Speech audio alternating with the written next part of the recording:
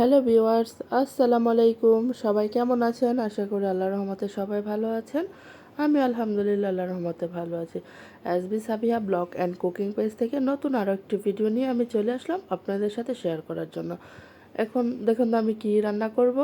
আপনারা হয়তো আমার ভিডিওর প্রথম দিকে বুঝে ফেলেছেন। এখানে আমি নিয়েছি রসুন কুচি, নিয়েছি পেঁয়াজ কুচু, তারপর নিয়েছি আস্ত পেঁয়াজ, আলু কুচি আর একটু মোটা করে পেঁয়াজ আর আস্ত রসুন। এই হলো আমার রান্নার কিছু উপকরণ। আরও বাকি কিছু আছে, আমি রান্নার মধ্যে দেখিয়ে দেব। তাহলে চলুন রান্নাটা শুরু করে নিই। এখানে একটি কড়াই গরম করে আমি তেল গরম করে নিয়েছি।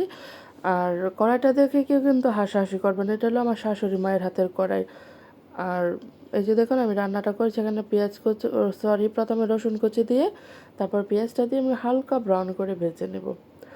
আর আপনারা ঠিক এইভাবেই রান্না করবেন। যদি রান্না করেন আশা করি ভালো লাগবে, কারণ এই শুটকিটা খেতে মাশাল্লাহ এতটা ভালো হয়।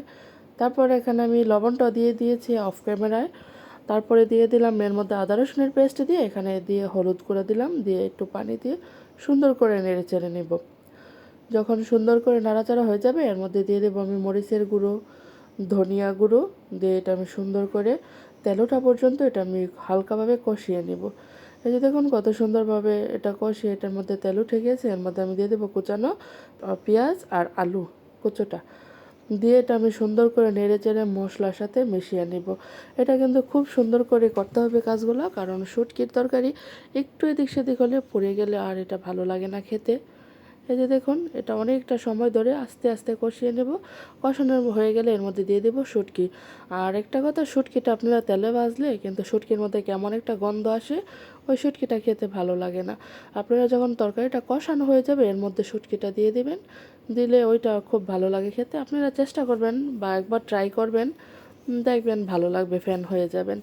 এখানে পরিমাণ মতো হালকা পানি দিয়ে আমি এর মধ্যে দিয়ে দেবো এখন অনেকটা কাঁচামরিচ, কারণ আমার তরকারিটা খুব ঝাল ঝাল করে খেতে ইচ্ছা করছে। তাই আমি এখানে কাঁচামরিচের পরিমাণটা বেশি দিলাম। এই যে দেখুন কীভাবে দিচ্ছি। আর এখানে দিয়ে দিলাম পেঁয়াজ আর আস্ত রসুন, দুইটা দিয়ে এখন আমি সুন্দর করে ঢেকে রান্না করব।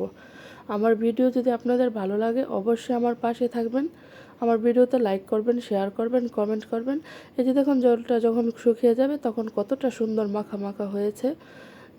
আলহামদুলিল্লাহ তরকারিটা এতটা ভালো হয়েছে, মানে কি আর বলবো। যাক, সবাই আমার ভিডিওটা ধৈর্য ধরে দেখার জন্য আপনাদের সবাইকে অসংখ্য ধন্যবাদ। আর সবাই আমাদের জন্য দোয়া করবেন, আল্লাহ যেন আপনাদেরও সবাইকে সুস্থ রাখে, ভালো রাখে, দোয়া করি। আল্লাহ হাফেজ, বাই।